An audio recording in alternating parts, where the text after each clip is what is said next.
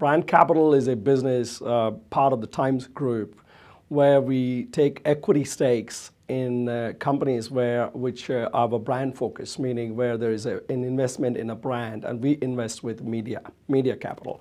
That's what we give. So when these companies are growing, they require a lot of capital to build and sustain and grow their brands, and we invest in those companies because at Times Group, we have a variety of media properties, a whole spectrum, starting from newspapers at one end all the way to digital in the other end.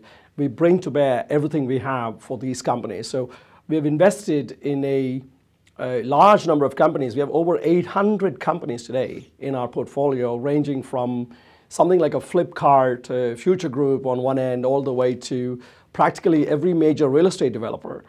Where you would buy a flat, you're living in Bombay, Bangalore, Delhi, Chennai, wherever. So that is our portfolio. We have healthcare, we have packaged goods, we have consumer durables, we have airlines, we have travel, we have education. So we get every sector that touches a consumer in our portfolio. And our portfolio is over 32,000 crores today in size, and it continues to grow. You see, we heard this earlier in a part of a discussion today.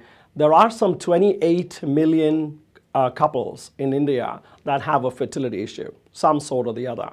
Of this, only about 1 million of them, just about 1 million out of the 28 million, approach a doctor or a service to try and get some help. What that leaves is 27, all right? And when you see about 2,800 cycles, as they call, the cycle is if you try to do a fertility, get pregnant once, that's called a cycle. About 2,800 per million infertile women in India versus Japan is 135,000 cycles. 2,800 versus 130. So it's huge. The gap is huge. The potential is huge. But there's yet another gap on the other side, which a lot of us don't see easily. The awareness level is quite low. We have all kinds of social stigmas.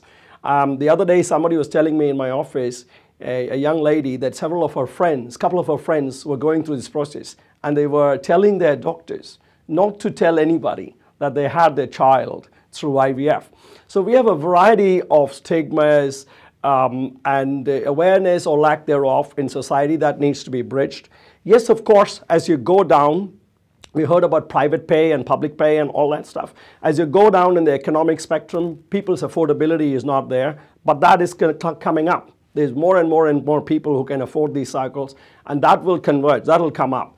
But the important thing is the awareness has to come up, where people come up readily to take the service, and we're seeing that change dramatically. And we as a media company, we think we can play a very important role in that, which is the reason we have invested in Cocoon Fertility. And we're looking at several other possibilities in IVF. Cocoon Fertility is one where we incubated the company from the start, but we're looking at multiple other formats being part of IVF as well. 2-3 things. One is the awareness level is going to multiply.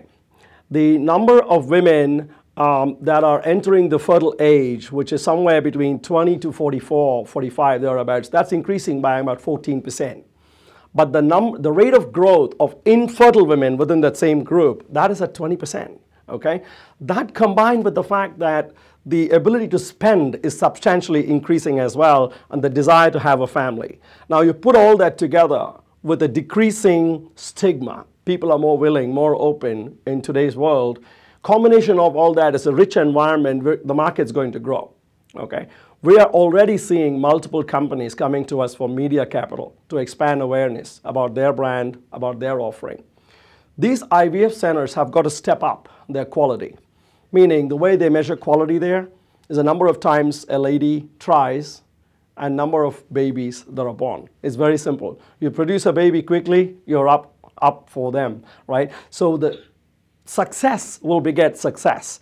And when 3 IVF centers in Bombay succeed, that will not only lift them, that'll lift the others. So in the next 5 years, I believe there are about 1,500 centers across India. In the next 5 years or so, I not only expect these centers to double and triple in size in terms of number of patients they deal with, but the number of centers also to double. So it's going to grow manifold over the next 5 years. We're quite bullish on it.